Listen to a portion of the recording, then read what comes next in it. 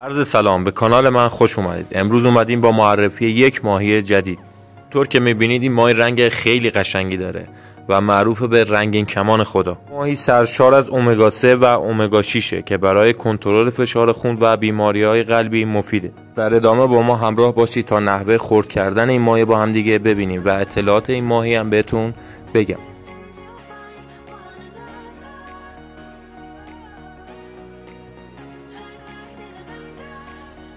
همونطور که میبینید داریم فرس این ماهی میگیریم و خوردش میکنیم. این ماهی فرسای بسیار درشتی داره. این ماهی جزو ماهی‌های کم تیغ به حساب میاد و در واقع تیغای خیلی درشتی داره و گوشتش هم سفیده.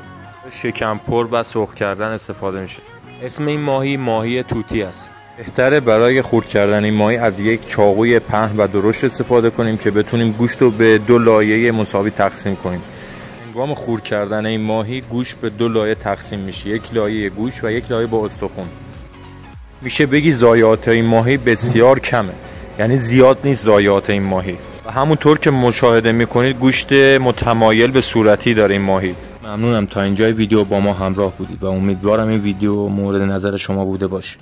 کانال ما رو به اشتراک بگذارید و این ویدیو رو لایک کنید و نظرات خودتون رو تو کامنت به ما بگید و منتظر ویدیوهای بعدی ما و معرفی ماهی جدید باشید.